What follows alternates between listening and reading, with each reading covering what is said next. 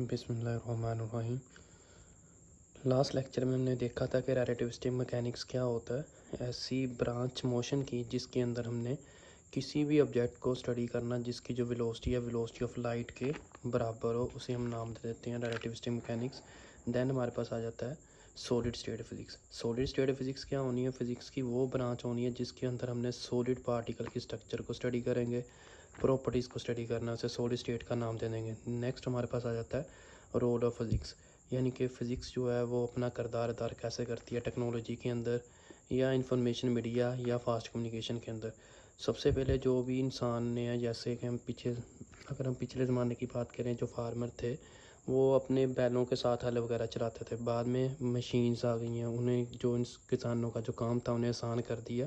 यानी कि फ़िज़िक्स ने अपना फार्मर के काम को आसान करने में रोल किरदार अदा किया। उसके बाद इंफॉर्मेशन मीडिया में है, यानी कि फ़िज़िक्स के ज़रिए हम एक दूसरे के साथ आसानी के साथ कांटेक्ट कर सकते हैं। देन अगर हम कंप्यूटर की बात करें, कंप्यूटर में हमने देखा हुआ है कि उसमें मेमोरी चिप होती है जिसके अंदर सारा डाटा को स्टोर किया जाता है, और वो जो चिप्स होती हैं सारी सिलिकॉन से मिलकर बनी होती हैं, और वो जो सिलिकॉन जो है वो सैंड से मिलकर बना होता है। ठीक है, ये सारा हमारे पास रोल ऑफ फिज़िक्स है टेक्नोलॉजी के अंदर, फास्ट कम्युनिकेशन के अंदर और कंप्यूटर के अंदर। नेक्स्ट अगर हम बात कर लेते हैं फ़िज़िकल क्वांटिटीज़ की, यानी कि वो तमाम क्वांटिटी या वो तमाम मकदारें जिसको हम मैयर कर सकें उसे हम फ़िज़िकल क्वांटिटीज़ का नाम दे देते हैं, या दूसरे अल्फाज में जिस पर लॉ ऑफ फिज़िक्स डिस्क्राइब हो या ओबे कर सकें उसे हम फ़िज़िकल क्वांटिटीज़ का नाम देते हैं। ये हमारे पास दो होती हैं, एक बेस क्वांटिटी होती है, दूसरी ड्राइव क्वांटिटीज़ होती हैं।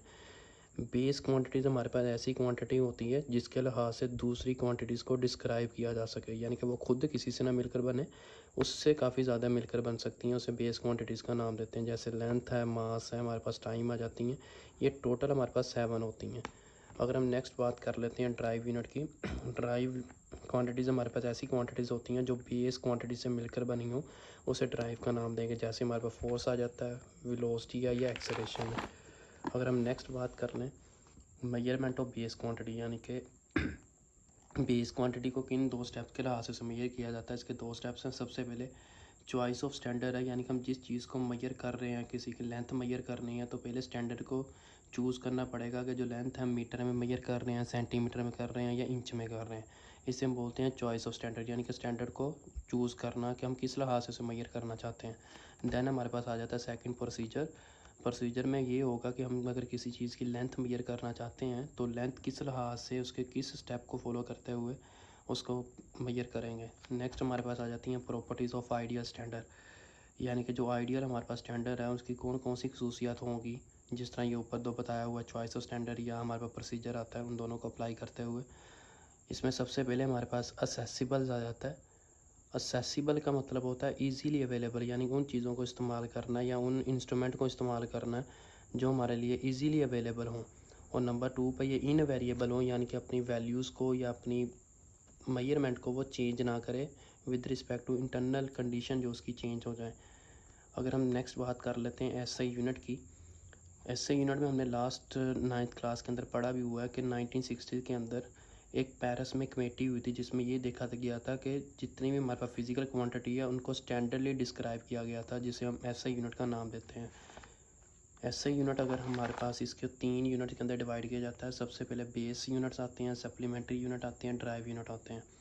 बेस यूनिट हम ऐसे यूनिट होते हैं जिसके लिहाज से बेस क्वांटिटीज़ को डिस्क्राइब किया जाए, उसे बेस यूनिट का नाम देते हैं।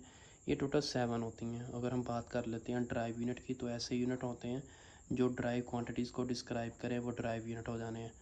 इसी के साथ हमारे उसके कुछ यूनिट्स वगैरह लिखे हुए हैं। नेक्स्ट अगर हम देखें सप्लीमेंट्री यूनिट है, ऐसे यूनिट जो ना तो बेस क्वांटिटी हो ना ही हमारे पास ड्राइव क्वांटिटी हो, तो उसको हम एक ऐसे बॉक्स के अंदर रखेंगे जिसके अंदर दोनों चीज़ें आ जाती हैं, तो वो हमारे पास सप्लीमेंट्री यूनिट होते हैं। इसकी दो टाइप्स हो जाती हैं, रेडियन और स्टी रेडियन। रेडियन को हम RD से रिप्रेजेंट करते हैं और स्टी रेडियन को SR से रिप्रेजेंट करना। अगर हम बात कर लेते हैं कि हमारे पास रेडियन क्या होता है, ये एक प्लेन एंगल होता है, यानी कि एक्स और वाई एक्सिस के अंदर लाई करता है। ये हमारे पास जो रेडियन है ये दो रेडियस सर्कल का, यानी कि जिस तरह अगर हम ये देख लेते हैं, ये सर्कल है, इस सर्कल के दो रेडियस बना लेते हैं, सेंटर से लेकर ये वाला और सेंटर से लेकर ये वाला। इसने जो कट करनी है, ये वाली जो हमारी आर्क लेंथ बननी है, ये इसके रेडियस के बराबर होती है, इसे हम रेडियन का नाम देते हैं। अगर हम नेक्स्ट बात कर लेते हैं स्टीरेडियन की, ये एक सॉलिड एंगल होता है, यानी कि 3 डायमेंशन होता है, एक्स एक्सिस में भी या वाई में भी और जी में भी।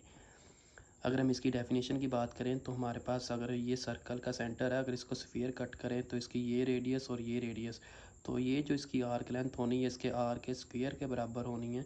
इसे हम नाम दे देते हैं स्टीरेडियन का।